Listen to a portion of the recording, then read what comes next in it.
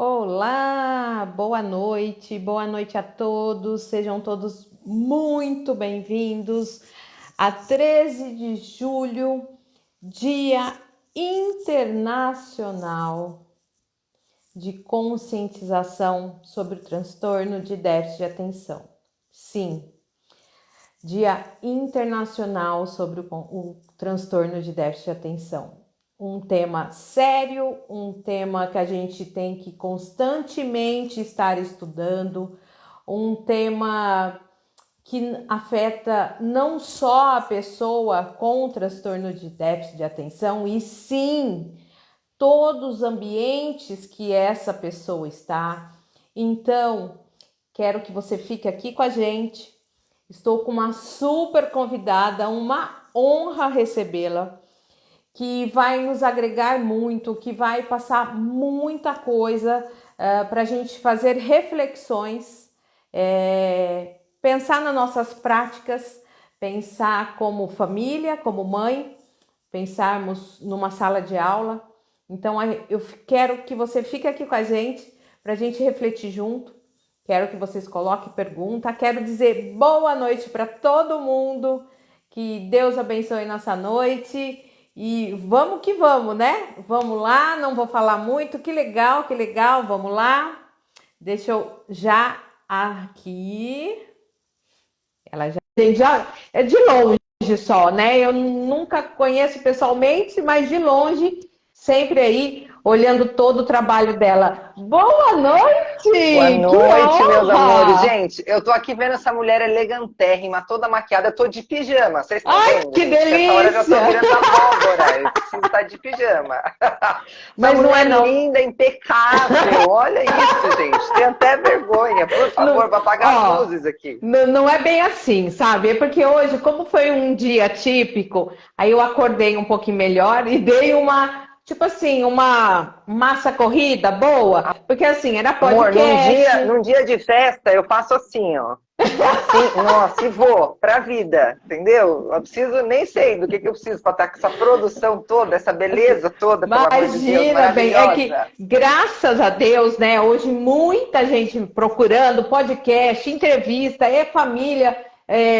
Dia Mundial do Transtorno de Delícia. Atenção, um tema assim rico, um tema importante porque é muito sério, não é modinha, como muita gente fala.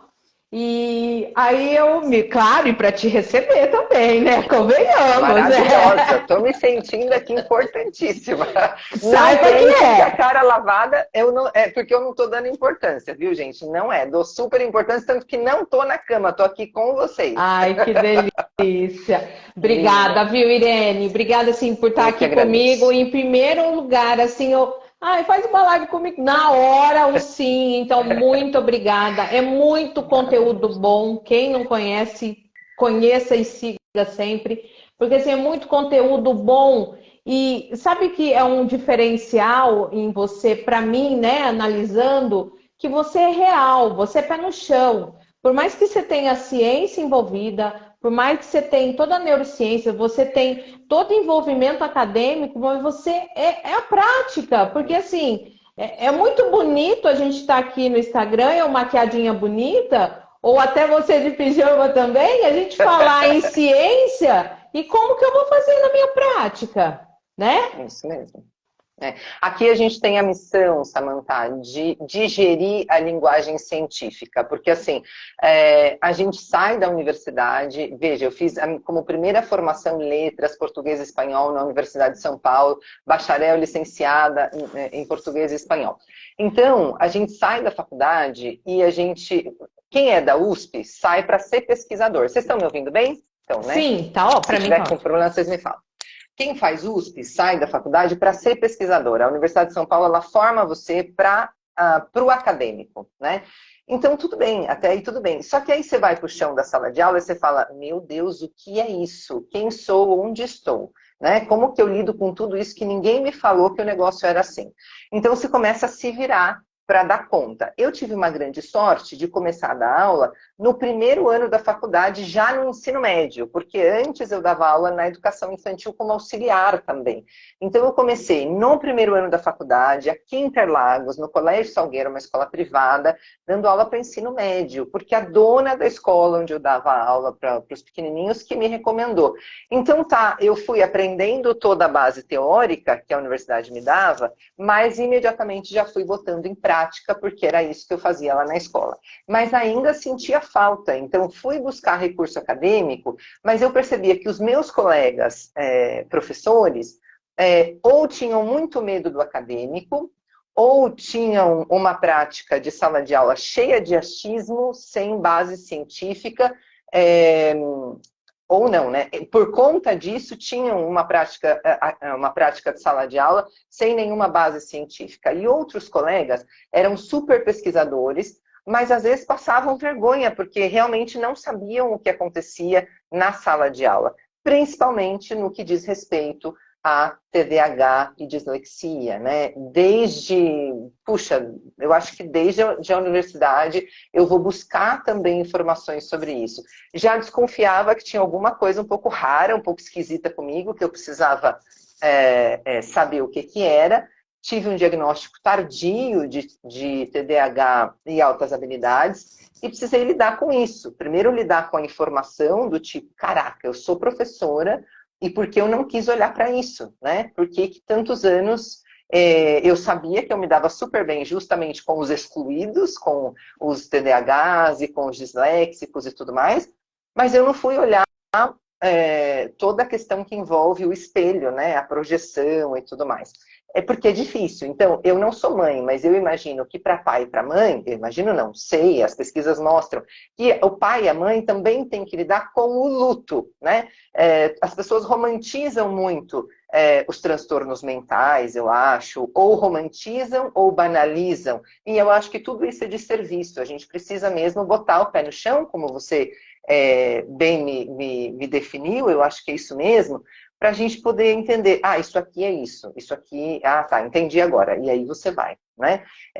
Eu acho que é isso. Não, é bem isso mesmo. E eu vejo assim, né? Eu lido muito com famílias e eu percebo realmente, primeiro é o luto, o medo que meu filho nunca vai ser nada, meu filho não vai conseguir nada porque ele tem isso. Então, assim, é muito achismo, e muita moda ao mesmo tempo, né?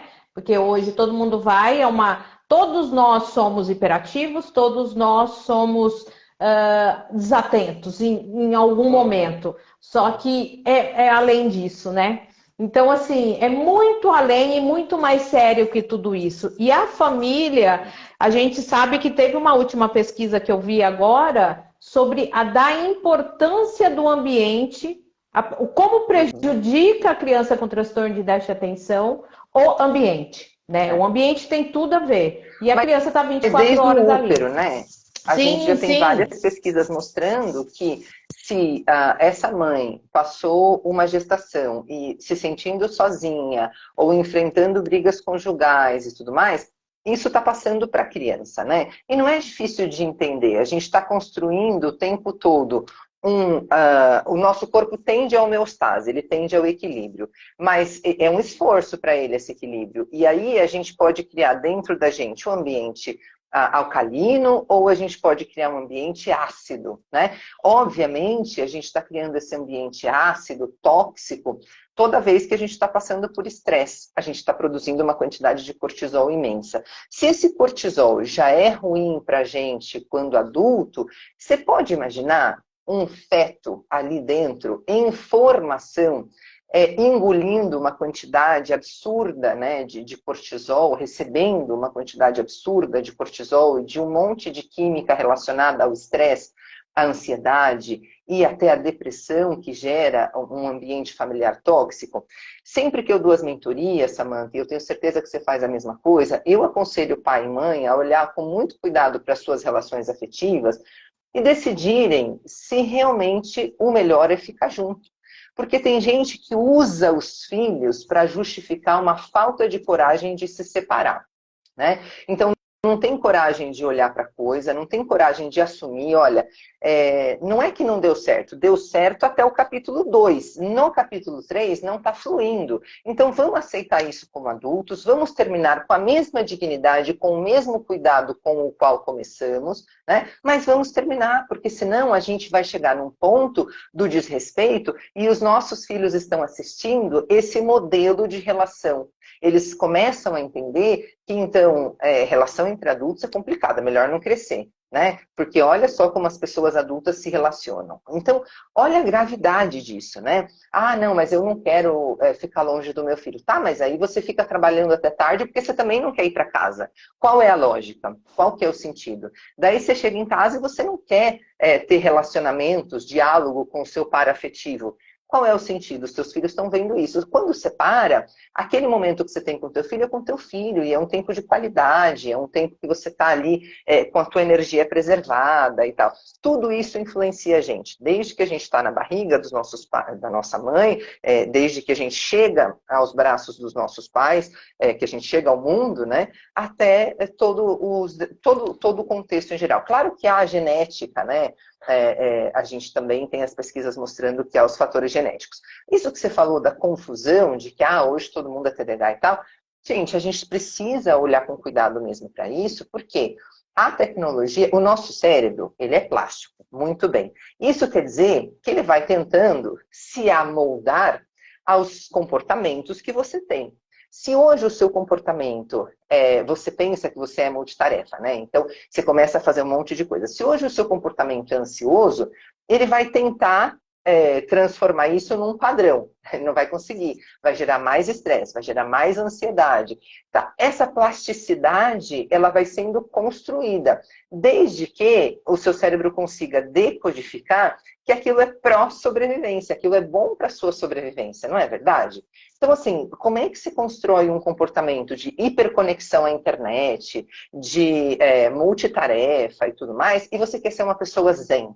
Né? Não combina, amigo. Então, assim, ou uma coisa ou outra. Então, a gente está, normalmente, os adultos, né, com pensamento acelerado, distraído, ou sem foco. Eu também sou yoga terapeuta e instrutora de mindfulness, e as pessoas me procuram, me ajuda, me dá aí um exercíciozinho de mindfulness para ver se eu foco melhor.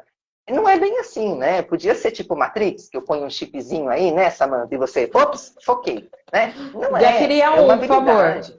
Não é? É uma habilidade, você precisa de treinamento, você precisa de disciplina, de rotina e tudo mais.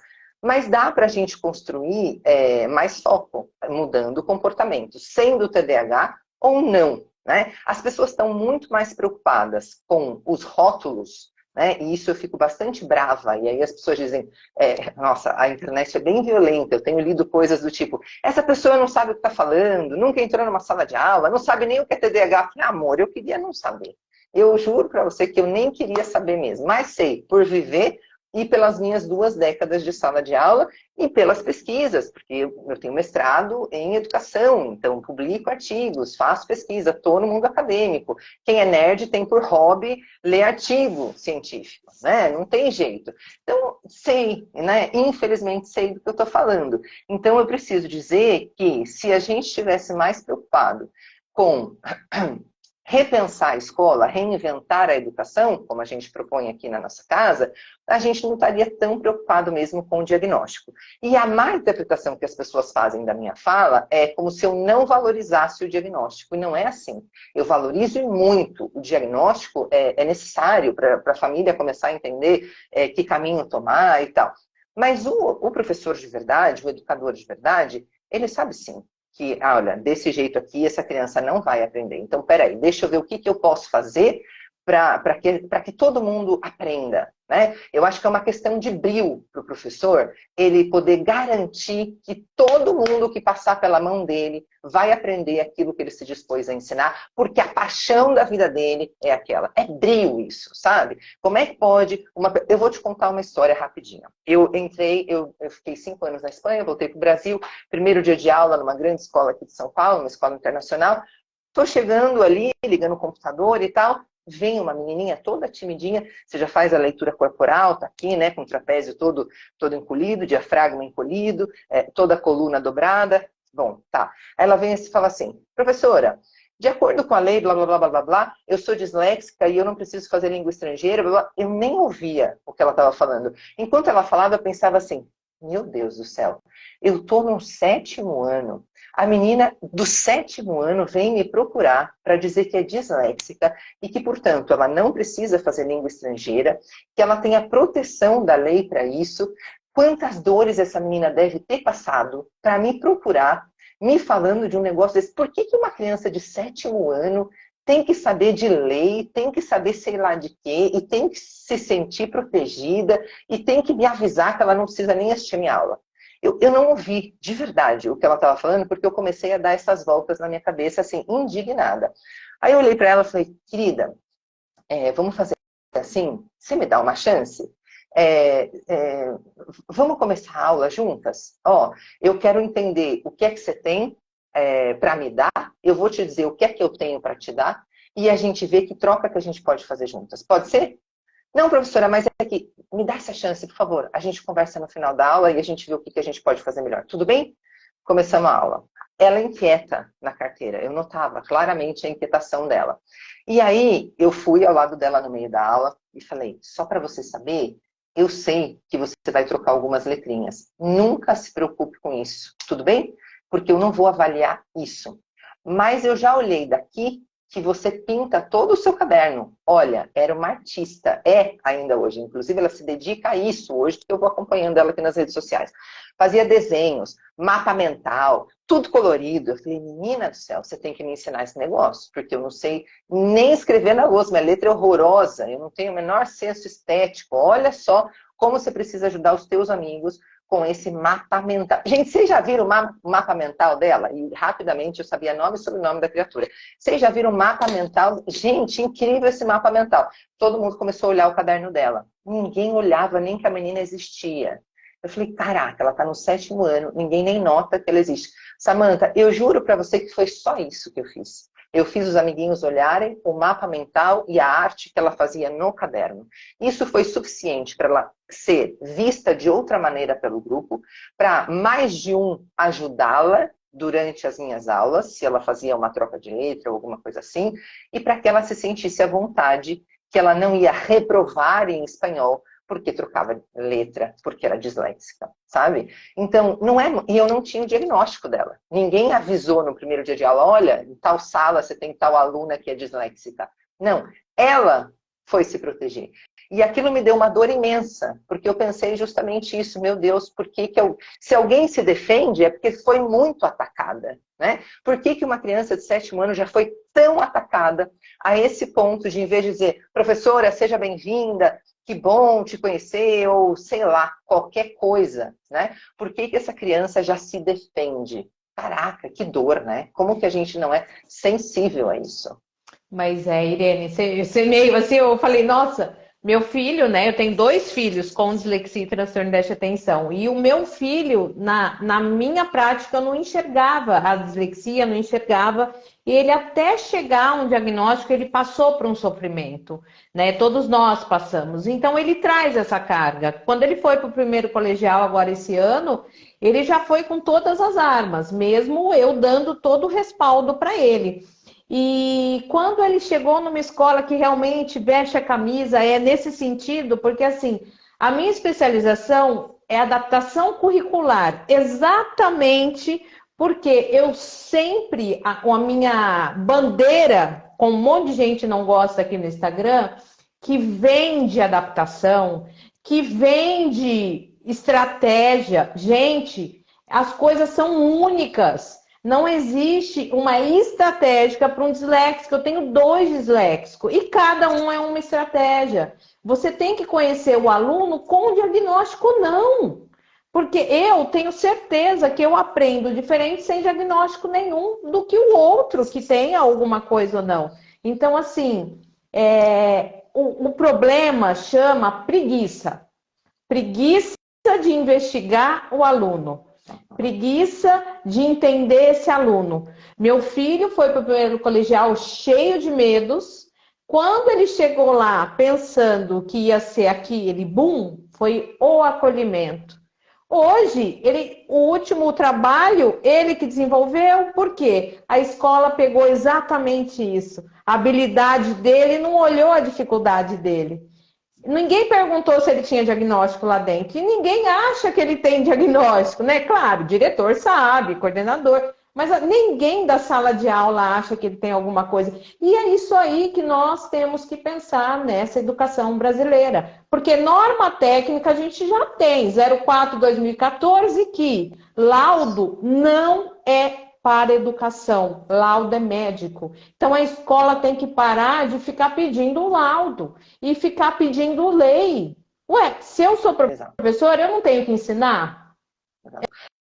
Olha, quando a gente... aqui na Reinventando a Educação, a gente tem vários cursos, metodologias ativas, neurociências, emoções e saúde mental Adoro. na escola, neuroemoções. A gente tem formação de monte aqui para contribuir. A gente tem comunidade de aprendizagem, a gente tem grupo no Telegram, a gente partilha um monte de coisas gratuitas. Tem mais de 300 horas, 300 vídeos, tem muito mais horas, mais de 300 vídeos gratuitos com um monte de conteúdos no nosso YouTube e tudo mais.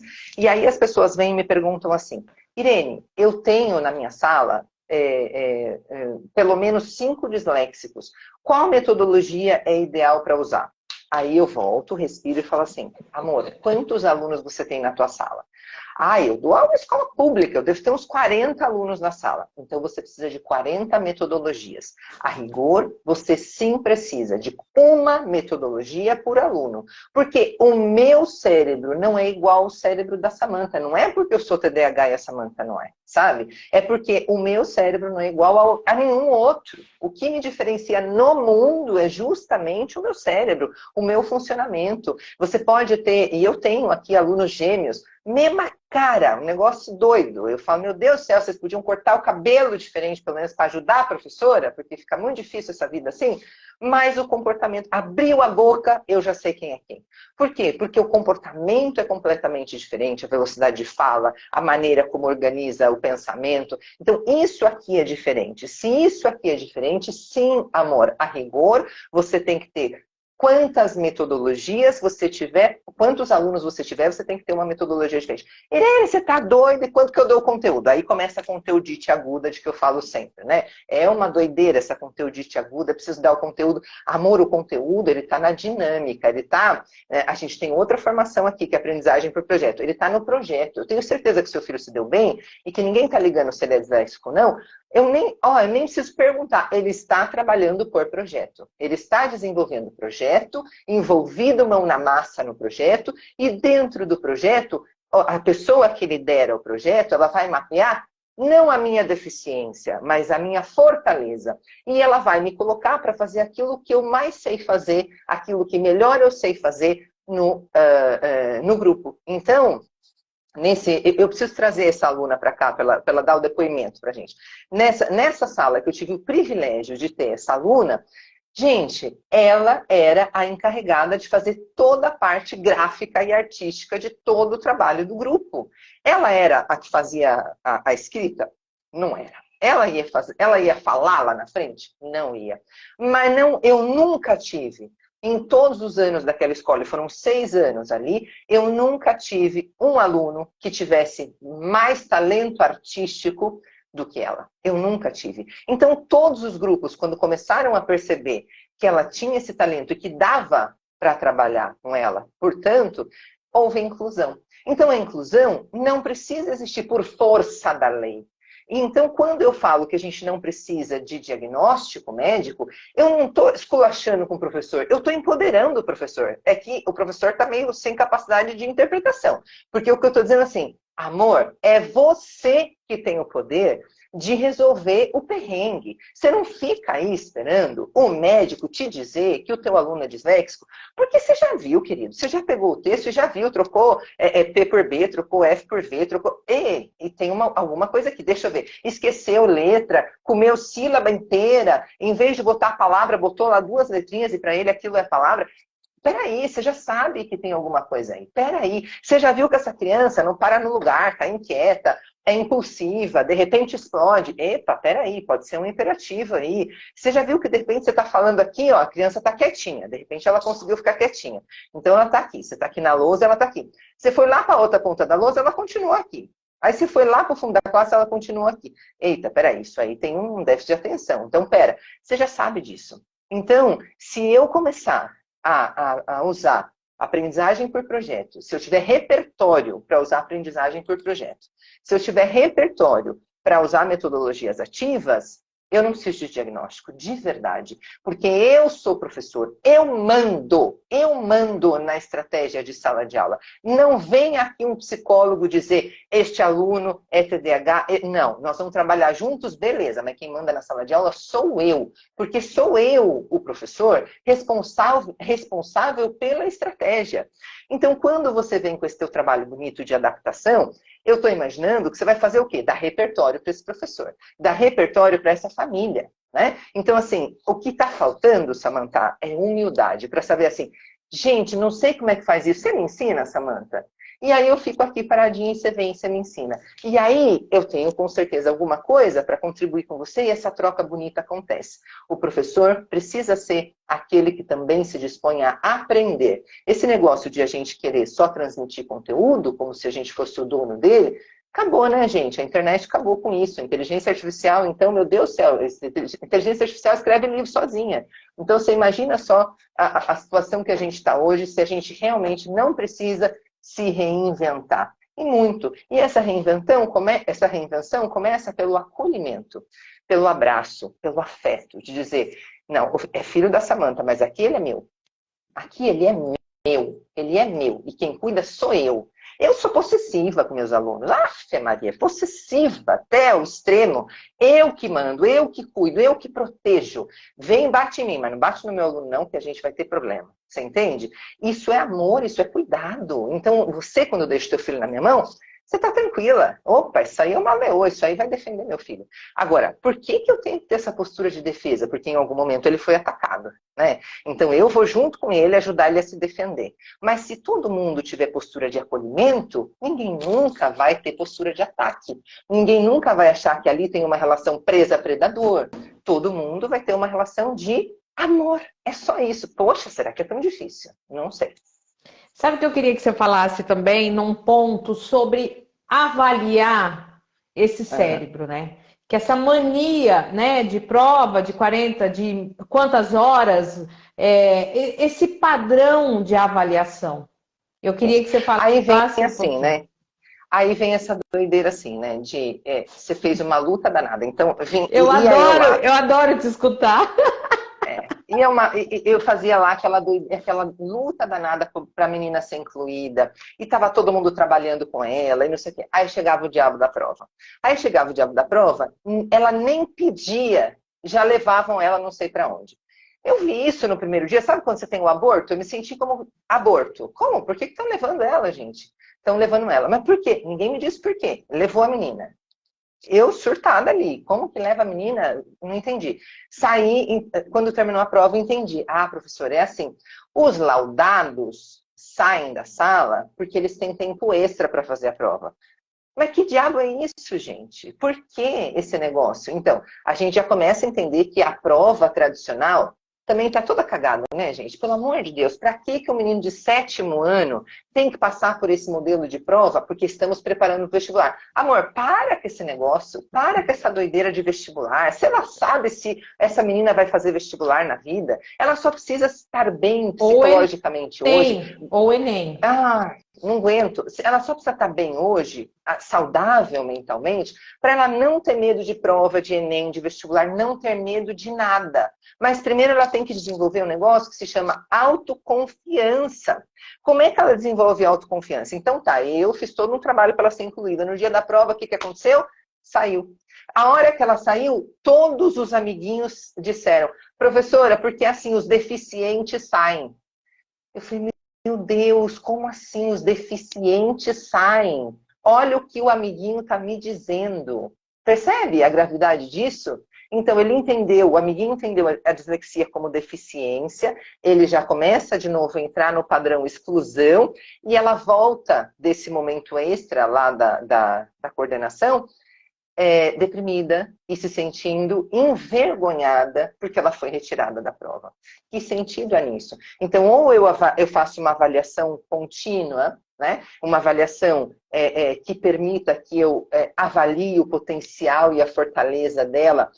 Tem uma coisa que Titio Vygotsky, lá atrás, no outro século, ensinou pra gente, que é zona de desenvolvimento proximal. Então, a avaliação devia ser assim, eu sei que ela partiu daqui.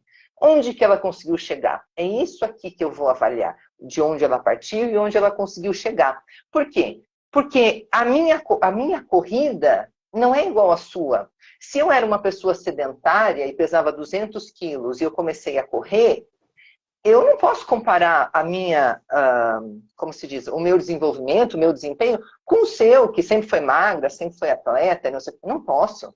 Mas você está mantendo uma constante da sua vida inteira. Eu estou me superando, sabe? Você olha, Samantha, em 6 meses, cara, eu perdi 50 quilos. Eu corria a 3 por hora, eu estou conseguindo chegar, que não é corrida, né? Um passinho bem lento. Eu consegui chegar aqui a 5 por hora. Então, tudo bem que você está correndo a 12, mas eu vou comparar? Não, porque nós somos pessoas completamente diferentes. Só que na escola a gente quer massificar também a prova, porque isso interessa ao professor, ao empresário, principalmente ao empresário. Eu ponho 30 cérebros diferentes, eu finjo que são todos iguais, eu ponho lá um professor para dar aula para todo mundo, eu contenho esses corpos e culpabilizo esses corpos, a criança passa a ser culpada por ela estar ali, né, com o corpinho dela todo contido, enfileirado, né? E eu dou um tipo de prova unificada também, sem considerar de nenhuma maneira as diversidades, né? Então eu estou gostando de ver como a gente tem mudado um pouco os termos e a gente tem deixado até de falar em transtorno. As pessoas que são mais afetivas e mais cuidadosas com a linguagem, elas estão falando já sobre neurodiversidade. Adoro isso, porque na verdade somos todos neurodiversos, temos todos um cerebrinho diferente, né? Então, eu realmente não preciso que um médico diga isso, porque disso todo mundo já sabia. Vamos parar de ser doido, todo mundo já sabia que todo cérebro é diferente, né? Não precisava de um médico dizer isso pra gente. Você sabe que eu vou só ilustrar um pouquinho o que você colocou, que é possível. Disse, né, antes sobre meu filho o primeiro colegial, ele no 9º ano, ele já estava com aquilo, primeiro colegial, Enem, primeiro colegial, Enem, porque no 9º ano já se fala em Enem, já se dá simulado, né, uma criança que ainda foi para o primeiro colegial, cada dia fui levando psiquiatra, estava tomando uma medicação, enfim, foi tanto acolhimento e foi tanto combinado que a avaliação dele era semanal, que a professora dava uma atividade para ele fazer em casa, sem ele perceber que era uma avaliação. E no dia da avaliação, eu sabia tudo que estava acontecendo, ele não. No dia da avaliação, ele fazia a avaliação igual para todo mundo, só que ele ia com um respaldo. Rô, é o seguinte, Rodrigo, meu filho, você vai fazer o que você conseguir. O que você não conseguir, você sentiu cansado, entrega para o professor. E o professor também foi a mesma fala com ele, longe dos outros. E isso ninguém sabe que o Rodrigo tem alguma coisa na sala de aula. Ele foi o melhor aluno, todas as provas sem nenhuma adaptação. Ele teve notas, não ficou de recuperação, notas altas que ele nunca teve no 9º ano, com um monte de adaptação. Ele está no primeiro colegial super de conteúdo. E agora até Enem, coisa que ele só falava mal, ele fala que vai fazer algumas coisinhas. Então a gente está dando tanto enfrentamento e como é possível ele ser avaliado dentro de um ensino que realmente todo mundo achou que ia ser maçante, mas teve essa empatia de respeitar o que ele quer. Porque ele já falou. E outra, eu também não quero que ele saia daqui de perto. Então eu falo, não precisa deixar vestibular, tem universidade aqui, aquela mãe galinha, sabe? Então, assim, mas ele se sentiu que ele é capaz, e ele é capaz, mas todo mundo fica assim, é disléxico, é É. O disléxico. disléxico vem antes do nome da pessoa. Eu lembro que aí, Exatamente. assim, eu não sei quem é. Ah, mas você tem um disléxico na sala. Oi? Ou seja, por que, gente? Quem é esta pessoa? Quais são as fortalezas desta pessoa? Ninguém fala. Ninguém me falou que aquela menina era uma artista. Você vê lá. Podiam ter falado, né? Primeiro podiam ter falado que ela era uma artista, né? Então, assim, eu acho que se a gente começar a contar com o diagnóstico em segundo plano e empoderar o professor para que ele realmente tenha repertório para trabalhar com diferentes tipos de pessoas, a gente vai se dar muito melhor. O professor vai ficar feliz também com o próprio trabalho. Aí eu ouço, Samantha, um negócio assim: ah, mas com esse salário que a gente ganha, tá bom, amor, se você não fizer isso, tá melhorando o teu salário? Não tá, né? Então para com essa doideira também. Porque se você me dissesse assim, ah, se eu não cuidar dos 3 disléxicos que eu tenho em sala, eu vou ganhar mais. Eu vou dizer, bom, não é muito ético, mas tá, a gente entende que tem que pagar o aluguel no fim do mês, bom, paciência. Mas não vai melhorar o teu salário você não cuidar dele. Né? O teu salário continua essa porcaria que é mesmo, é verdade, é uma outra bandeira, é uma outra caixa. Então, enquanto a gente luta por melhores salários, como profissionais, a gente também apresenta resultados, né? Porque como é que uma pessoa que não está entregando resultados vai lá e briga por melhores salários? Em nenhuma empresa rede privada isso pode ser levado em conta. Então, por que no setor público a gente quer que isso seja levado em conta? A gente quer melhores salários, então a gente vai ter que apresentar o porquê que a gente quer melhores salários. É porque a gente está fazendo entregas. Agora, quando a gente tem alunos disléxicos, TDAH, tudo saindo da escola porque não consegue dar conta.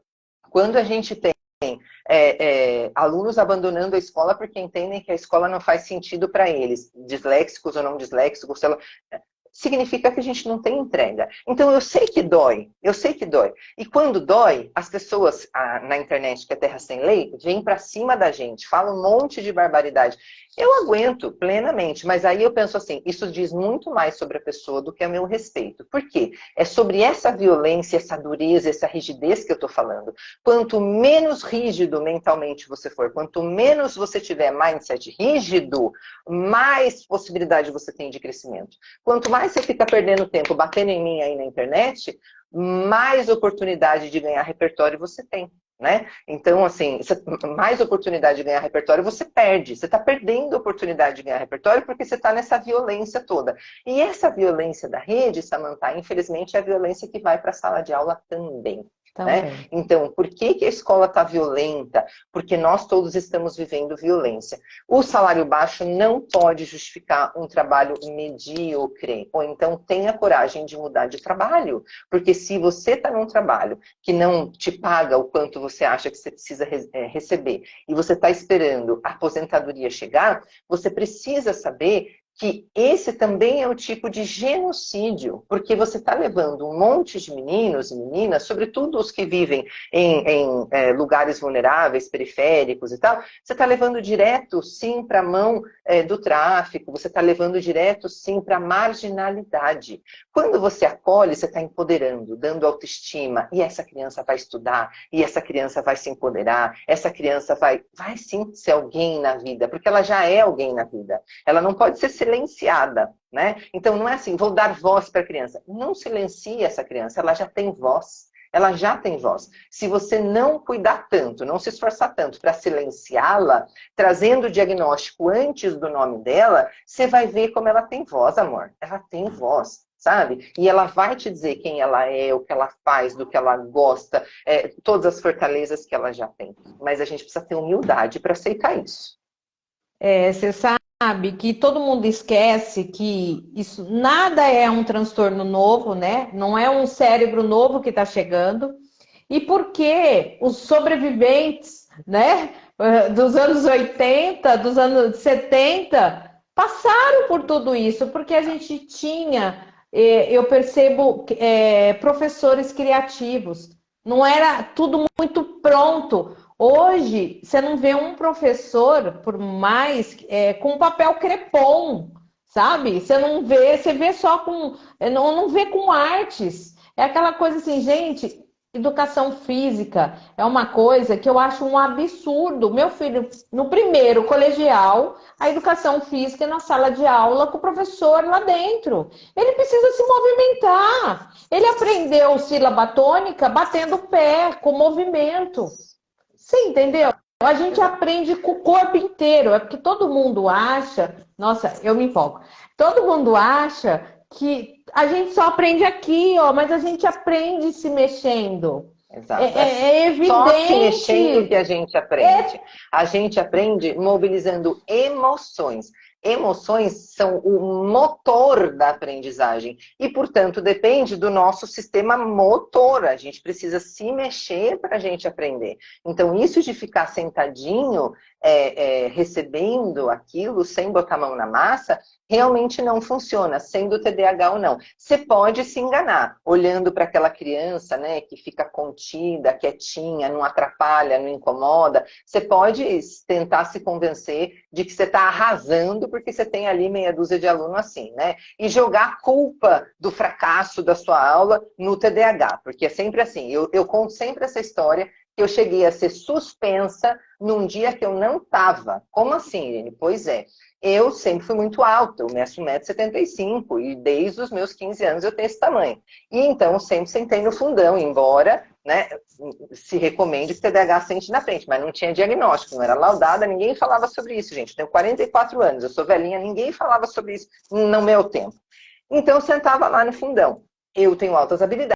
O que acontece com altas habilidades? Ele termina a lição em 5 minutos e tudo passa a ser um saco para ele. Então eu ia, ajudava um amiguinho, ajudava outro, atrapalhava o outro, conversava com o outro e tá. Uma bomba, parecia que tinha 10 de mim na sala. Eu entendo isso, eu entendo completamente isso.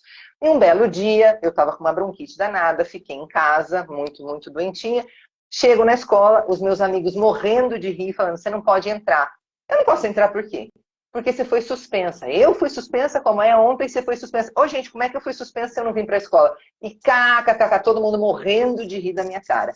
Porque eu fui suspensa num dia que eu não estava, Samantha. A professora lá da frente berrou, Irene! Suspensa! Eu não aguento mais falar com você! Suspensa! E todo mundo achou tão engraçado aquela doideira de ela suspender uma aluna que nem estava, que os meus amigos muito queridos não avisaram para ela que eu não estava, porque senão um deles ia tomar suspensão, obviamente. Então, vê o que é rótulo. Isso é rótulo, Samantha. Então, eu tive que ir lá na diretora e dizer assim, amor, eu fui suspensa num dia que eu não estava. O que você acha disso? E eu era presidente do Grêmio Estudantil. Então, você vê, ninguém quer arrumar encrenca com o presidente do Grêmio Estudantil. E eu era a encrenca em pessoa, né? Então, como é que a pessoa suspende? Porque já tem o rótulo. Não sei quem foi, mas foi a Irene. Não sei quem foi, mas foi a Irene. Né? Então, o rótulo vai na frente da pessoa. Isso é um cuidado que a gente precisa ter. Olha, eu estou vendo aqui, Samantha, alguns comentários da Yara Folgar, que é uma fofa. O roteiro emocional que desenvolvemos começa em casa, nas nossas relações primárias. É verdade, Yara, isso é o que a gente começou falando lá. Mas aí, como professores, a gente precisa de uma sensibilidade. De novo, eu volto para o professor da escola pública, do bairro periférico. Por quê? Porque se eu tenho dinheiro, eu ponho meu filho numa escola privada, não acabou, eu mudo. O dinheiro é meu, eu ponho meu dinheiro onde eu quiser. É assim ou não? Mas se eu sou pobre, eu não tenho escolha. Ah, o meu filho tem vaga pelo CEP, não é pela escolha que eu faço, sabe? Então, você tem esse CEP, a escola para o teu filho que tem vaga é essa aqui. Então, o professor da escola pública, sim, tem que ter um repertório ainda maior que o professor da escola privada.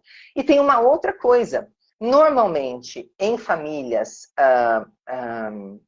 digamos, de baixo nível socioeconômico, há mais questões que envolvem violência dentro da própria família. Há mais famílias disfuncionais. Então, gente, que família?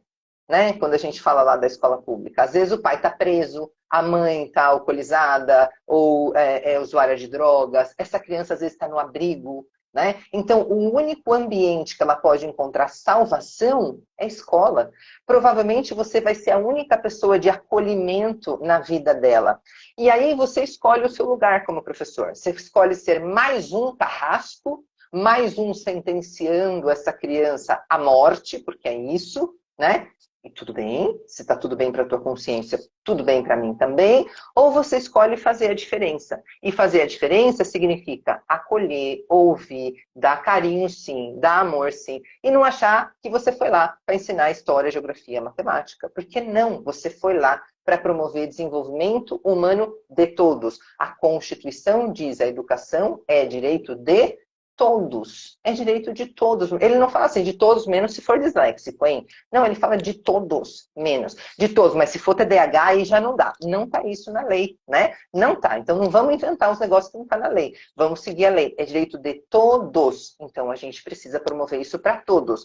E a gente quem? Ai, de novo culpando o professor. Eu fico chocada com as coisas que eu leio na internet. Não é culpando. O mundo não está dividido entre vilão e mocinho. É uma questão de te lembrar da sua responsabilidade como educador. Se você é um caixa de banco, eu não vou dizer para você que você precisa ter um repertório de metodologias ativas. Você é um caixa de banco, você não precisa disso. Mas se você é um professor, você precisa disso. Né? Eu não vou dizer para você, professor, que você precisa saber sobre o último índice da Selic. Não, não precisa, você é professor. Não precisa. Alguém pode saber disso, mas metodologias você precisa saber. Ter repertório para trabalhar com qualquer tipo de cérebro, você precisa ter. Né? Mas você também pode escolher outra profissão. A tua profissão é essa. E a tua profissão sendo essa, né, demanda esse tipo de dedicação da tua parte, né? É isso. Ó, a Físio Angra Santos dizendo, live bem cirúrgica. É, bem cirúrgica. A gente faz aqui uma terapia de vez em quando, né? Tá dizendo que só vem uma vida. Aqui em casa somos 2 disléxicos. Renato dizendo aqui em casa somos 2 disléxicos. Meu filho tem TDAH, Vanessa dizendo, mas acho que tem dislexia e mandei para neuropsicopedagoga. Deveria ter ido numa neuropediatra ou não? Você quer falar sobre isso, Samantha? Eu diria que sim, que precisa, tudo quanto é profissional é bom para te ajudar, para te nortear, né? A psicopedagoga, neuropsicopedagoga, é muito importante, ela vai ajudar a você entender toda a parte cognitiva do teu filho e ela vai ajudar a dar suporte para a escola. Né? Agora, o neuropediatra, ele vai ver se há ou não a necessidade de medicação. Então, é uma outra abordagem, né? A neuropsicopedagoga, ela não vai se debruçar sobre a necessidade de medicar. O neuropediatra, ele vai se debruçar sobre a necessidade de medicar, mas ele não vai falar sobre a estratégia de ensino. Ele não vai fazer essa abordagem, não deveria, pelo menos. Exceto se ele é uma pessoa mais holística e dialoga com a pedagoga, com a psicóloga, com a neuro, então tudo bem. Mas, normalmente, o neuropediatra, ele fica ali. Eu vou fazer ali uma análise desse cérebro, eu vou ver o que mais que pode ter por aqui,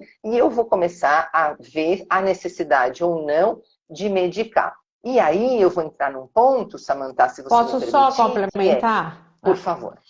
Eu vou só complementar uma coisa muita rotina acontece aqui, que foi no médico e ele deu um laudo. A importância dessa equipe multidisciplinar, que eu falo que cada um olha aquele pedacinho do cérebro que tem, e cada um tem seu papel importante. Porque quem vai lá na escola, eu vou lá na escola falar sobre aprendizagem. O médico, não, ele já quer, né? Tá tudo errado. Então, assim, o médico é importante, a pedagoga é importante, a neuropsicopedagoga é importante, a fonoaudióloga é importante. Então, o que você falou assim, eu sempre falo, a gente precisa, para se chegar um laudo verdadeiro, precisa dessa equipe. Não é um profissional. E a gente precisa diferenciar laudo de sentença de morte, né, gente? Porque a gente confunde um pouco isso também, né? Então, eu tenho um laudo de dislexia. O que eu faço com isso? Eu tenho um laudo de TDAH. O que eu faço com isso? De novo, isso não é sentença de morte. Então, e também bússola. Não é né? É uma bússola. Então, assim, bom, então vamos por aqui. Eu, Irene, sou TDAH, altas habilidades. O que eu preciso fazer? Eu preciso tomar consciência de que eu vou ter questões sociais para eu trabalhar, né? Então, assim, não é tão fácil para mim a convivência em sociedade. Não gastei o réu primário ainda, gente, então tô indo bem. tô indo bem. Vocês têm 44 anos, não gastei réu primário, tô indo bem. Então, mas eu precisei entender que todos aqueles conflitos que eu tinha com as pessoas era porque o meu cérebro era muito rápido e eu achava todo mundo lerdo e burro. Olha lá. Então, não é que as pessoas são lerdas e burras, é que eu tô lá, na frente. E isso gera em mim várias questões de saúde. Eu tenho hipertiroidismo. Tudo que eu tenho é hiper. Vê? Por quê? Porque eu nunca estou no momento presente. Eu estou sempre preocupada. Eu estou sempre lá no futuro. Né? Então, eu tenho ideias incríveis, eu sou super criativa e tudo mais. Mas eu preciso de ajuda, por quê? Porque na hora da execução eu atropelo processos. Então, eu preciso de alguém me ajudando a organizar esse caos mental que eu tenho. Dentro da minha cabeça, o negócio está pronto já e é fácil. Mas não é, né? Quando a gente vai para o chão, não é fácil. Então, eu preciso ter pessoas ao meu lado que consigam ir organizando isso. Hoje, graças a Deus, eu tenho um marido maravilhoso que entende o meu caos. Então, eu digo, eu tenho uma ideia, um projeto assim, assim, assim, assado. Qual é o papel dele? Ele é meu marido, meu sócio. Ele é a pessoa que vai para o papel, que põe o passo a passo e que comunica para o resto da equipe. Por quê? Eu não tenho essa capacidade. Porque se eu explicar 2 vezes e a pessoa não entender, eu vou ficar irritada. E aí todo mundo vai, como você fez para ser professora? Eu ficava irritada, mas a minha irritação com o meu aluno é bril. Porque eu digo, não, ele vai entender mesmo. Peraí, não entendeu assim, eu vou desenhar. Não entendeu assim, eu vou passar um filme agora. Quer ver como ele vai entender com essa dinâmica aqui? Eu transformava essa raiva, e é uma raiva que vem mesmo, é ira mesmo, né? Eu transformava isso em uma ação diferenciada para o meu aluno aprender. Então, por isso que eu cobro dos professores isso. É bril, é uma questão de bril. O meu aluno vai aprender sim ou sim. Você entendeu? Mas esse bril, sim, beira ira, beira raiva. Né? Você precisa dessa energia que te mobilize a fazer o negócio acontecer. Penso assim, né? É como eu funciono. Então, não, é como se fosse um trânsito, né? Que o carrinho um tá atrás do outro, o teu não, né? Fica o cérebro, né? É um carro em cima do outro, querendo passar tudo, né? E aí, depois que eu já disse para o meu marido que o projeto, eu pensei no projeto assim assado, na minha cabeça o projeto está realizado já. Então, quando ele me diz, não, amor, mas a gente está fazendo tal coisa, porque a gente tem que pedir para a plataforma liberar, não sei o quê. Nossa, eu já vou surtar. Né? Por quê? Porque isso para mim é muito óbvio, é muito claro. Isso aqui já não devia estar pronto. Então ele vai me explicar o que dependia dele, o que não dependia dele.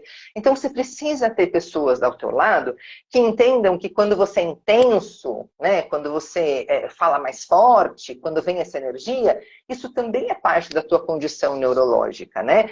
O que eu fui fazer, Samantha, para eu começar a me entender no mundo e até me perdoar? Porque quando a gente explode assim, a gente é impulsivo, explode e tal, e a gente percebe que feriu o outro, vem uma culpa imensa. A gente tem vontade de se isolar da humanidade, sabe? Assim, eu tenho 4 gatos, porque várias vezes eu falava assim, quer saber? Eu quero conviver com bicho só, acho que eu não sei lidar com gente não, deixa pra lá esse negócio. Então a gente se deprime um pouco, sabe? Quando a gente percebe que não tem esse tato social, né? Então a gente precisa começar a desenvolver, como eu digo, não ter o laudo como sentença de morte, e sim como bússola, vou me apropriar imediatamente disso que você falou, já vou usar em todas as minhas palestras essa bússola aí que eu não usava. Já vou pegar aqui como bússola, né? E eu vou começar a estruturar, então, o que eu preciso fazer, quais são as ferramentas que eu preciso adquirir. Então, eu comecei a estudar neurociência, eu tinha 12 anos de idade.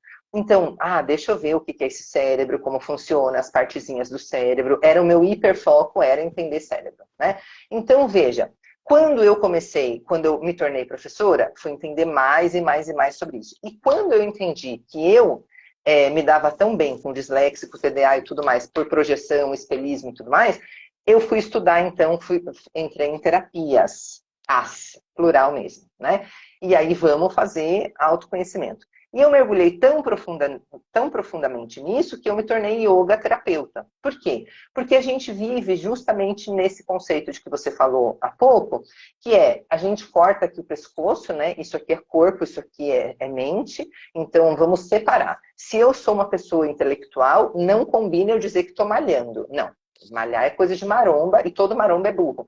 O mundo separou a vida assim. E também não funciona assim. Para o meu cérebro funcionar bem, eu tenho que fazer atividade física. Uma coisa vai com a outra. E a gente não foi educado para isso. Por isso a gente corta a educação física e corta artes como se fossem coisas irrelevantes, como se não fosse ter nenhum impacto sobre o cognitivo. Isso é de uma ignorância imperdoável. Eu perco a linha mesmo quando eu falo sobre isso, porque é imperdoável. Imperdoável, sabe? Então, eu fui mergulhar nisso para entender. Então, pera, eu preciso treinar o meu cérebro muito mais do que outras pessoas que não são TDAH para eu ter foco até em coisas que são chatas para mim, né? Então, é puta chato fazer uma reunião. Tá, mas eu não posso olhar para minha coordenadora toda a reunião e falar, puta, que saco, sério mesmo que eu tenho que ficar aqui? Bom, qual que é a minha parte nessa reunião? Não posso, eu tenho que fazer a política aqui e ficar nessa reunião. Tudo bem, vamos lá. Então, eu preciso desenvolver estratégias. Então, eu fui estudar mindfulness, eu fui estudar yoga, eu fui estudar meditação. E recomendo a todo mundo, todos os familiares e pessoas TDAH, que façam esse tipo de prática. A gente consegue perceber, né? Eu quero ter mais bíceps, então estou aqui malhando. Aumentou meu bíceps. A gente consegue ver isso. Mas as coisas que têm a ver com o cérebro, como não estão aparentes, a gente tem mais dificuldade de notar, porque a gente não criou o hábito de ter indicadores de comportamento. Eu notei que hoje eu consegui fazer a reunião pedagógica. Vamos combinar que a reunião pedagógica é um saco? Tá bom, parênteses, fechei e continuo. Eu consegui fazer a reunião pedagógica sem surtar, né? Então, olha como tá dando certo o meu mindfulness. Tudo bem. Eu não lembro de nada do que a minha coordenadora falou, mas tudo bem, eu pelo menos não surtei. Então, eu começo a avaliar os meus indicadores. Se eu surtava em toda a reunião, eu já não surto. Agora, eu preciso treinar mais um pouco para, além de estar presente sem surtar, a minha mente está lá também. E eu poder lembrar do que a infeliz falou. Então tá bom. Então agora eu vou anotar também. Então, enquanto ela estiver falando, o meu recurso âncora, eu preciso armar âncoras. Entende? Um cérebro TDAH, ele precisa de âncoras. Então, a minha âncora é a escrita, a minha âncora é o desenho. Às vezes o aluno está desenhando, o professor surta. Mas eu aqui falando, você está desenhando e tal. Isso é ignorância, amor. É ignorância. Assume, você é ignorante, não sabe que isso para o seu aluno é âncora. Para ele não estar ali, viajando no espaço, ele precisa de um desenho. Entende? É só isso, não é desrespeito com o seu santo saber olímpico. Não é isso, sabe? É só âncora. Ele precisava aqui, ó. E aí, qualquer coisa que você perguntar para esse aluno, ele vai saber te dizer. No entanto, se ele tiver que ficar ali, sem pintar, sem escrever, só olhando para tua cara, ele não está ali. O corpo está ali, mas o cérebro está lá em Marrakech. Ele não está entendendo nada do que você está falando. E era melhor ter ficado em casa dormindo, que ia dar o mesmo efeito, sabe? Pelo menos ia ficar mais calmo. Sabe, eu fico pensando, gente, nossa, amo a cada dia você. Mas eu fico pensando que você é o que exatamente a linha que eu pensei, no sentido que por hoje ser um dia internacional, né, de transtorno de déficit de atenção, chamar alguém para se falar o que é transtorno, que todo mundo já sabe, que todo mundo pega um papelzinho, só que a prática ninguém fala, né? E é muito claro que nós estamos falando do ser humano. Esquece qualquer cérebro que tem um laudo, né? Porque tem o cérebro que não tem o laudo e o cérebro que tem o laudo. Você disse que o marido, olha os itens, eu preciso escrever também, não sei se você percebeu. O marido, apoio, né? Treino. Você falou equilíbrio. Você rotina. falou o equilíbrio, rotina, avaliação constante. Então, se todo ser humano fizer isso, o mundo vai ser melhor. Com certeza, com certeza. Então, a gente começa a perceber que o problema não é a gente ter um laudo, Exato. a gente ter um transtorno mental. O problema é as pessoas quererem massificar a gente. Eu estou passando pela 10ª terapia e agora eu estou na terapia com a medicina chinesa. Gente, Jura? Incrível. Tô amando. Bom? Juro mesmo. Eu preciso fazer. Muito bom. Muito bom, depois te recomendo tudo. A gente faz aqui os tricôs. E aí, a primeira coisa que o Dr. Joe me falou foi: você é TDAH com altas habilidades. E você se sente mal e se sente inferiorizada por isso. Isso sempre afetou a sua autoestima. Essa baixa autoestima afeta o teu emocional. Emocional afetado, você fica psicossomatizando e isso se transforma em doença. Né? Ele falou, mas o problema não é você. O problema é a sociedade em que você vive. Olha o exemplo que ele deu. Eu falei, vou incorporar também as minhas palestras. Ele falou assim, o pé, a macieira da maçã. Então, quando você vai lá na macieira, você vê uma maçã pequenininha, uma maçã que foi bicada pelo passarinho, uma maçã mais vermelha, uma menos vermelha, e tá tudo bem. Quando você vê o ser humano, você quer que seja toda maçã transgênica, né? Toda maçã do mesmo tamanho, da mesma cor, do mesmo sabor, né? Não vai ser. Não vai ser. Então, o problema não está no que é atípico, né? Não está nisso. Não é porque eu sou TDAH que eu sou o problema. O problema é a gente achar que a gente é massa como humanidade. E a gente não apreciar a boniteza da diferença do outro.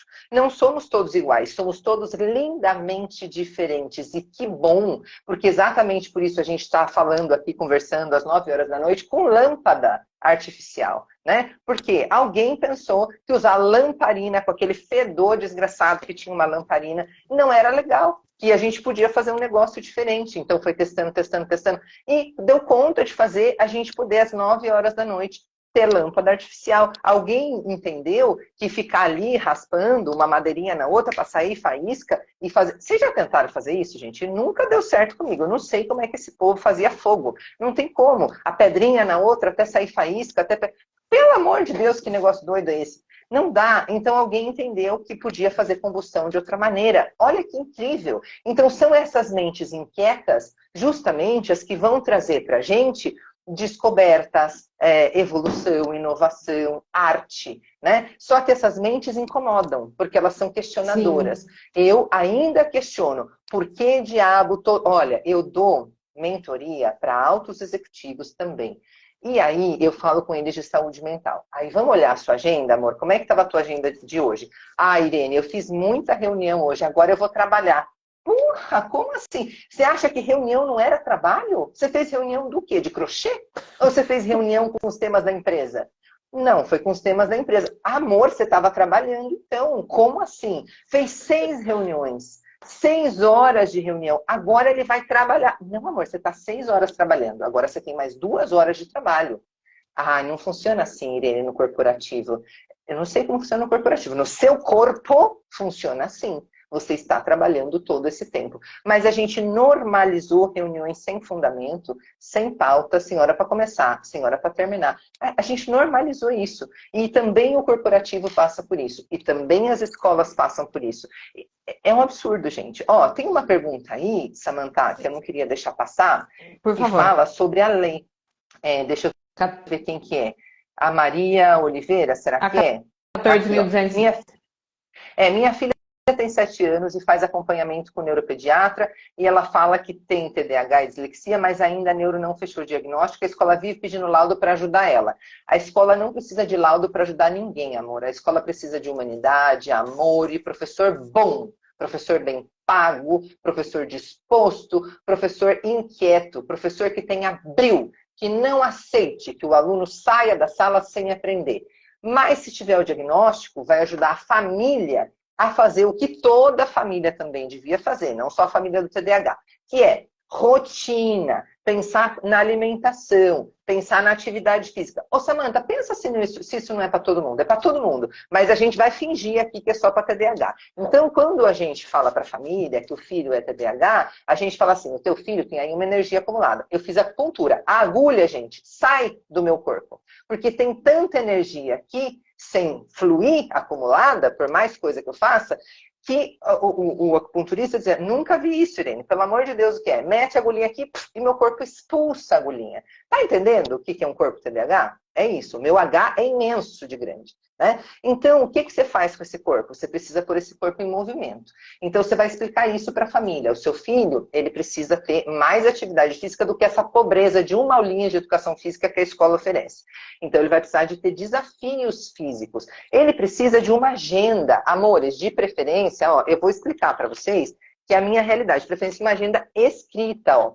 Que ele coloque aqui tudo que ele faz de hora em hora, tá vendo? E que ele coloque um check do lado, porque isso motiva também. Ai, dei conta. Ai, consegui. Ai, que legal. Ai, não consegui isso. Peraí que eu vou passar aqui para amanhã, eu já redireciono. Porque senão essa coisa que eu não dei conta de fazer é uma janelinha aberta que fica lá piscando e gastando a energia do meu cérebro. Eu vou dormir mal, eu vou fazer todo o resto das coisas mal, porque ai, não fiz isso, eu não fiz isso. O cérebro entra em looping com aquilo ali. Então, já sei como o meu cérebro funciona agora, né? Conto para os pais como que os filhos TDAH deles funcionam. Então, faz o quê? Vamos organizar essa agenda. É escrita mesmo, não é digital, é escrita. Pega a canetinha, colore, escreve aí no papel de hora em hora o que tem para fazer. Vai dando check no que está feito. E é isso. Então você começa a falar, tem que ter rotina, horário para acordar, horário para dormir. Tenta sair o menos possível da rotina. Não se intoxica de alimentos processados. Procura dar mais alimentos calmantes e bebidas calmantes do que estimulantes.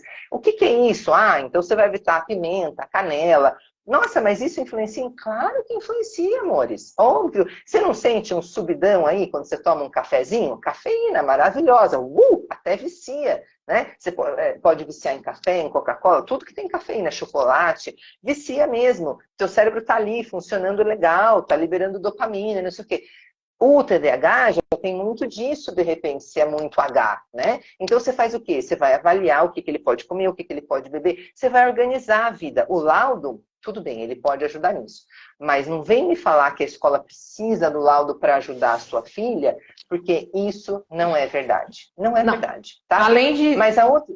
Além de não ser verdade, se o bom professor já sabe da norma técnica 04/2014, que existe desde 2014, que não precisa de laudo para educação. Imprima, gente. Vai lá no Google, imprima e dá para esse professor.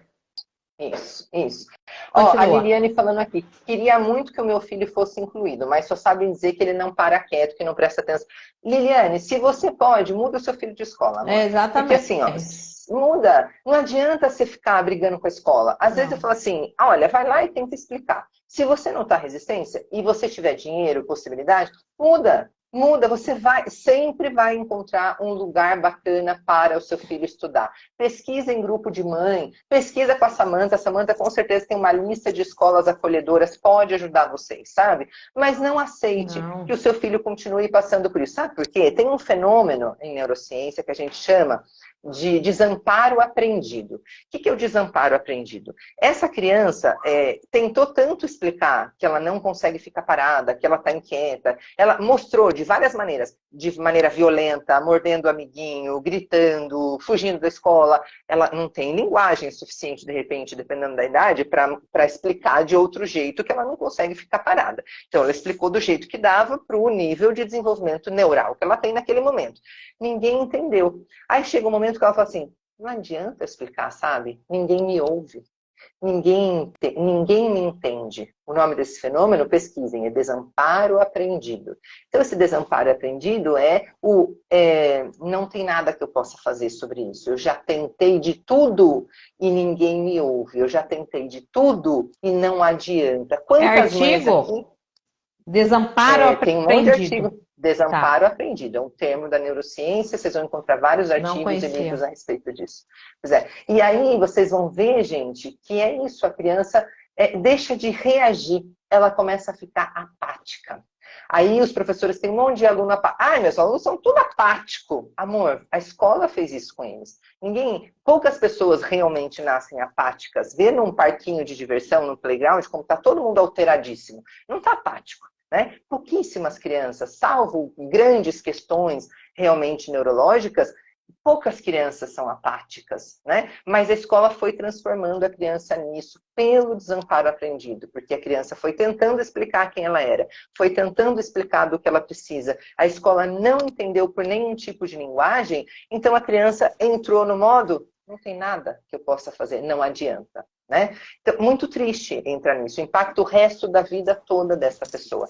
Mas tem uma outra coisa, Samantha, que vê, queria muito que meu filho fosse incluído, eu já falei, aí eu passei um bom bocado, mas reconheci as minhas habilidades, observar, mas eu não sei se eu vou achar aqui, mas eu li aqui rapidinho alguma pessoa falando assim, se realmente a lei diz que a criança precisa ter, quando tem o diagnóstico, gente, tem tanto comentário bom que a gente precisava de 3 lives. Precisava Se a 3. criança, quando... Né, Vamos fazer a 2 tem... depois. Vamos uma vez por semana, pronto. Projeto uma vez por semana.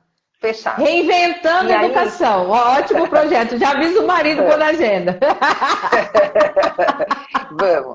E aí, essa pessoa perguntando se quando tem o diagnóstico, gente, realmente a lei diz que a criança tem que ser acompanhada por terapeuta em sala de aula.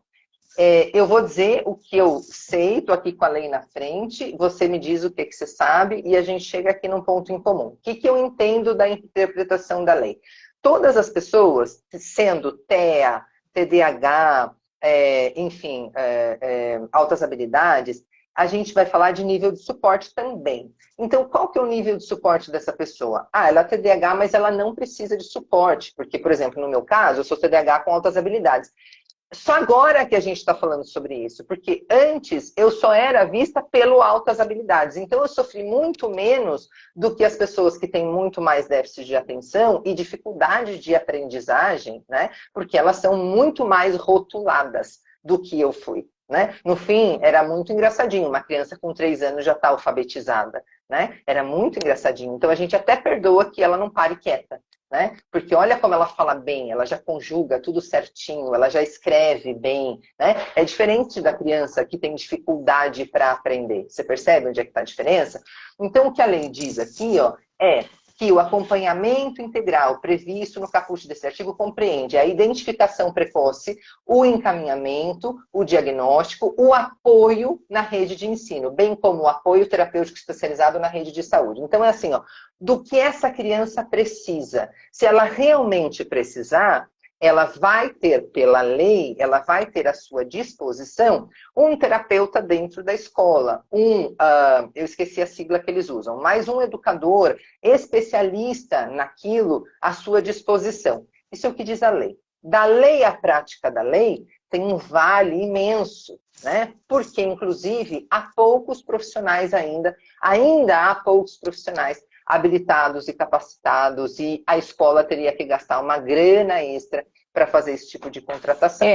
Mas eu quero te ouvir. Tá, e dentro dessa lei, porque eu trabalhei nessa lei aí, a gente trabalhou muito tempo, uma lei de 13 anos para sair, ela ainda não foi regulamentada nesse país. Então, o que acontece? O que a saúde vai fazer e o que a educação vai fazer para essa criança.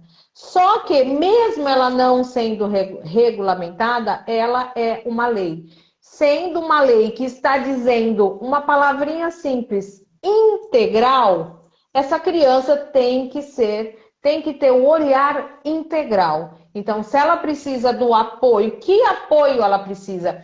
Hoje uma mãe ficou brava comigo, ela falou assim, eu quero saber todos os direitos da criança com transtorno de déficit de atenção. Eu falei, não, eu quero saber primeiro, a profissional que cuida do seu filho, quais as características boas e quais a que dá prejuízo para aprender. Então, o que dá prejuízo para aprender é o que a gente tem que acolher dentro da educação. Então, dentro disso, a gente vai, dentro dessa lei, a gente vai cobrar ao nosso governo federal, né, que seja, porque tem muita lei a nível estadual. Aqui no estado de São Paulo tem lei estadual. E então a educação ela tem que acolher o que essa criança precisa. Por isso que o plano individualizado dessa criança tem que ser feito no começo do ano, para saber para onde eu vou, o que a criança sabe, da onde ela vem, o que eu posso fazer. A gente tem que fazer perguntas e procurar resposta na criança para conhecer esse aluno. E dentro dessa lei, ela tem sim direito no que ela precisa. Isso. Gente, aí tem uma pergunta que também está lá na minha rede, que é assim, ó. Eu concordo com tudo isso que você está falando, mas eu gostaria de entender o papel do psicopedagogo, já que eles sempre afirmam que não faz não sei o que era, não faz inquebrantável, a escola faz. Então, o que ele avalia nessa criança se não o aprendizado? Gente, eu não sei se eu entendi exatamente o que você está falando, Ana Paula. Depois, se você puder me explicar melhor, eu agradeço. Mas eu vou falar o que está lá na minha rede em relação ao aprendizado. Irene, você fala que você não concorda com a prova, que a prova não prova nada. E aí você diz que se a escola não dá prova, aí você diz que a escola não devia dar prova. Mas como é que vai avaliar o aluno? Eu respiro profundamente, porque aí eu lembro que eu sou TDAH, mas que eu tenho ferramentas de mindfulness. Eu sou yoga terapeuta, instrutora de mindfulness. Faço uma respiração diafragmática e falo assim, amor, vamos lá. Você não avalia só o conteúdo dos seus aluninhos. Avaliar a aprendizagem é lembrar do tio Vygotsky, que disse assim, ó, de onde a criança saiu, onde ela chegou. Não em termos de conteúdo. Eu preciso lembrar da fala do Vygotsky, que dizia, a aprendizagem não é linear e constante, ela é em espiral. Então, e a aprendizagem não é só daquele conteúdo. Enquanto você estava ensinando aquele conteúdo, o que mais essa criança estava aprendendo? Ela pode ser que tenha aprendido a conviver com o amiguinho, a fazer trabalho em grupo, a achar soluções para coisas que antes ela não achava. Então, por isso, você está entendendo que por isso que o professor tem que ter repertório, até para ele saber avaliar. Né? Então ele tem que saber avaliar com admiração. Caraca, olha o que ela conseguiu fazer. Uau, eu nunca permiti que aquela minha aluna disléxica do primeiro dia de aula perdesse uma aula minha. E ela só foi fazer prova na coordenação no primeiro dia, porque eu não sabia que existia isso. Nunca mais eu deixei um aluno meu sair da minha aula para ir fazer prova fora. Não, ele é meu aluno. Eu cuido dele. Você entendeu? Ele não vai sair da minha sala para fazer prova em lugar nenhum. Tá doida? Vai fazer prova em outro lugar? Ele é meu. Como assim? Ele teve aula comigo, ele tá tendo a prova comigo. Como é que eu largo o menino na hora que ele mais precisa de mim? Ele confia em mim na hora da prova. Eu tô vendo que ele tá nervoso, eu tô vendo que ele tá agitado, eu vou lá, para tudo, hein? Para tudo, respira aqui comigo, vem. Respira, para tudo e respira. Solta esse ombro aí que tá tudo contraído. Vai, tá acabando com o seu diafragma? Como é que você vai respirar e oxigenar esse cérebro? Vai, respira comigo. Ele tá ali comigo, sou eu que tô vendo isso. Entende isso? Eu sei do que essa pessoa é capaz e do que ela deixa de ser capaz quando está em estado de estresse. Então é comigo que ela tem que ficar. Não vai sair de perto de mim. Mas não tem Cristo que tira essa criança de perto de mim. Você está entendendo? E aí eu tenho o meu critério de correção. Bom, se já soube, né, que essa criança é disléxica, eu não vou ficar corrigindo um acento, né? Por exemplo, a criança não é disléxica. Eu estou ensinando espanhol. A palavra inverno em espanhol é invierno. É igualzinha, só que tem um i a mais. Se ela não é disléxica, tá errado. Por quê? Porque se ela não pôs o i, bom, ela está escrevendo em português e não em espanhol. Mas se ela é disléxica, eu vou ver a oralidade, como é que tá. Como é que tá a oralidade dessa criança? Você consegue falar, fala essa palavra aqui para mim, fala as estações do ano para mim. Ah, ela consegue oralizar, verbalizar isso, mas na escrita isso não vai. Ou não consegue. Então eu não vou botar medo nela. Eu vou mostrar para ela que ela ainda não sabe, mas ela já vai saber. Ó, agora como você vai saber. Você não sabia, mas ó, agora como você... Então eu dou uma oportunidade para ela aprender aquilo, sim, sem ela ter medo da prova. Quem foi que disse pra gente que a gente tem que avaliar o aluno de 0 a 10? Na Espanha existe um critério de avaliação que eu acho muito mais coerente do que aqui no Brasil, que é insuficiente, suficiente e plenamente suficiente, sei lá. Alguma coisa assim. São 3 os critérios. Então, suficiente, tá ok, tá na média, tá todo mundo ali, legal. Ó, superou a expectativa, ele fez muito além daquilo que esperava.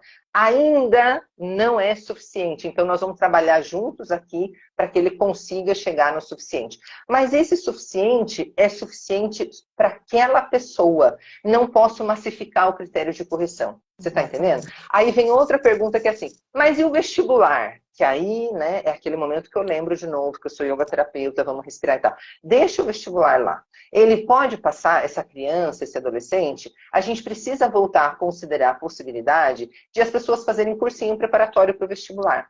Por quê? se ela realmente quer o vestibular, ela não vai se importar de fazer mais um ano de preparatório para o vestibular, sabendo que ali é treinamento mesmo. Mas a nossa função na educação básica é empoderar toda criança para que ela ame o conhecimento. Ela não acha que conhecimento é sinônimo de decoreba. A gente empoderar esse aluno para que ele se desafie a aprender. Não é possível que a gente se veja como a sociedade mais burra de todos os tempos, tendo tanta informação nas nossas mãos. A gente perdeu o gosto pelo conhecimento. Mas é claro, né? A gente dá até a lista de livro que o aluno vai ler. A gente não permite nem que ele escolha o livro do gosto dele. Então, se a escola não colocou ali uma Agatha Christie, ele não vai ter oportunidade, durante toda a educação básica, de saber o brilhantismo de Agatha Christie. Então, olha o que a gente está fazendo, olha quantas violências a gente vai praticando nesse mundo escolarizado. Né? Então, a gente tira toda a liberdade dessa criança e depois a gente não entende porque ela está apática, né? Porque você transformou ela nisso. É por isso que ela está apática, né? Então, eu acho que o psicopedagogo, ele vai ajudar a gente a avaliar como é que a criança está processando a informação, né, Samantha? E quais são as evoluções dessa criança. Mas as evoluções não só de conteúdo, mas também de habilidade. Estou falando besteira? Não. A criança chega, né, por exemplo, para mim na clínica, eu vou avaliar as habilidades dela, porque a gente tem que avaliar quais as habilidades e para onde eu tenho que trabalhar, treinar essas dificuldades. E aí mostrar para a escola, né? Faça um relatório, mostre para a escola, ó, essas habilidades você vai usar, essas dificuldades nós vamos trabalhar junto. E ponto. E não é laudo. A gente vai... Mãe já ficou brava comigo e saiu do consultório, porque eu falei, eu não vou dar laudo, eu não vou encaminhar, não vou dar hipótese diagnóstica, porque essa criança precisa de um treino para depois entender tudo isso. Tem gente que procura. Então, acho que a gente tem que mudar a mentalidade, né?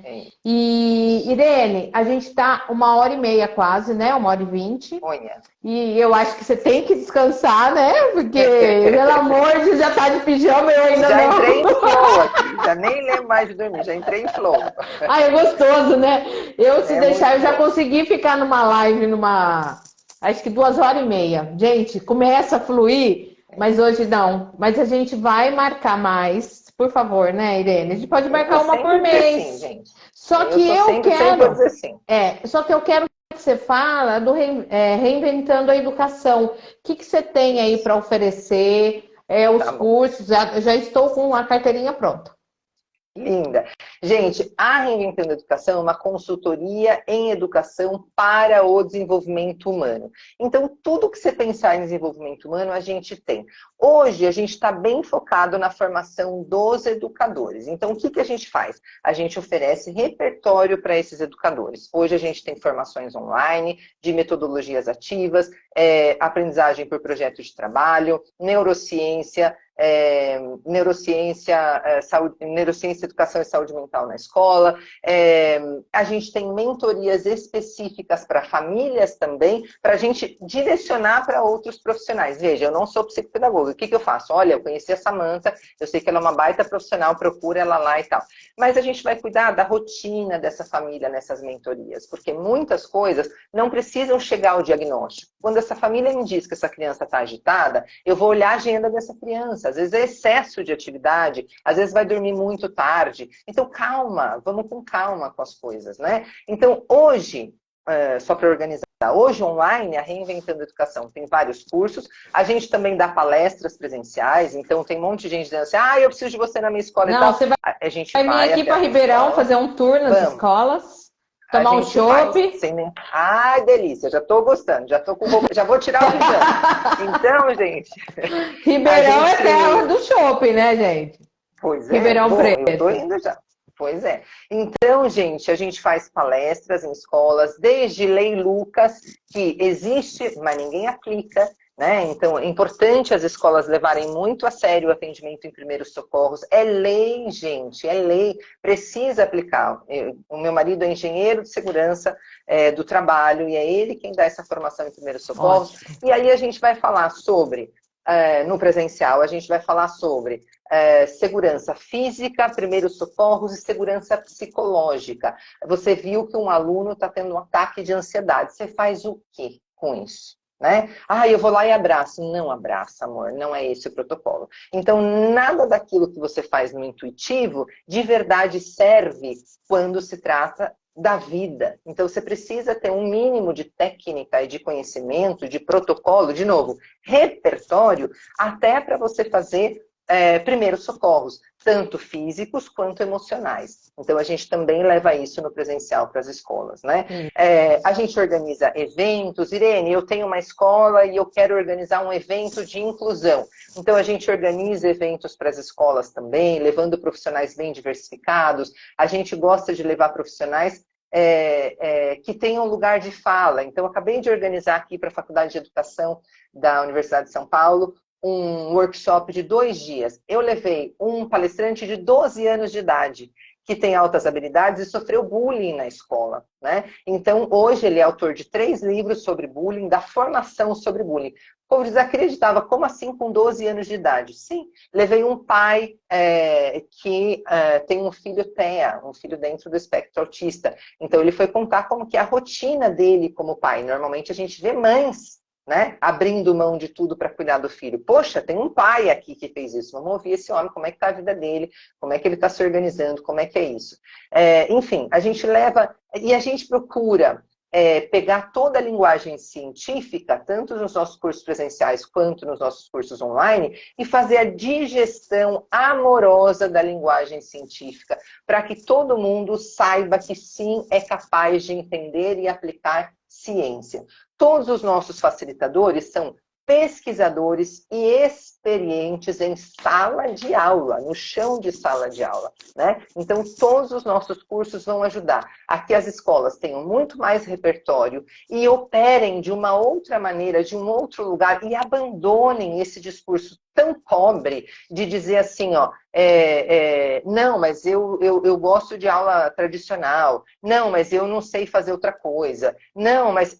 Para, isso é pobre. Então, assim, ó, você fez o que você podia com as ferramentas que você tinha, legal, gratidão, agora adquira novas ferramentas, né? Você pode, e você não precisa estar sozinho, então a gente vai estar junto com você, acompanhando a transição para essa aprendizagem por projeto, acompanhando a introdução do metodologias ativas. As pessoas acham que é só chegar lá e falar e fazer uma atividade de metodologia ativa. Se você fizer isso, já aconteceu comigo, tá? Você vai chegar na sala, você vai fazer uma baita de uma aula com metodologia ativa, vai terminar a aula, o aluno vai assim, nossa, professora, você nem deu aula hoje, né? É isso. Por quê? Porque você não preparou antes. Você não contou para o aluno o que é sobre isso. Você não contou para o aluno, você não contou para a família o que é metodologia ativa, por que você aplicou lá, então ele acha que você não deu aula. Então, é importante pôr todo mundo na mesma página. Então, a gente vai orientar pessoas e escolas para que isso aconteça, Samantha. E, ó, eu amei que eu vou usar digestão amorosa. É minha agora, digestão amorosa. Ai, que bom que eu contribuí com alguma coisa. Tudo você contribuiu, agora a gente já tem que montar um evento, já tem que fazer alguma coisa, live semanal, já vamos conversar com a agenda do marido. Porque ele que é o... Já tô tirando... Já vem para Ribeirão, vou pro Pinguim, que só alegria. Ó, gratidão, boa. Irene. Irene, assim, não tem nem o que te falar, desculpa te cortar algumas vezes, mas assim, amei. 1h30, muito obrigada, de muito conhecimento, e espero ter mais você aqui comigo. Quem sabe, prazer, a gente fazer uma live presencial, hein? Bora, gente. Bora. É só me chamar que eu... Então, beijo grande, gratidão a todos vocês que passaram por aí. Tá bom. Amém. Beijo grande. Tchau, beijo, amor. Até mais. Tchau. Beijo, tchau.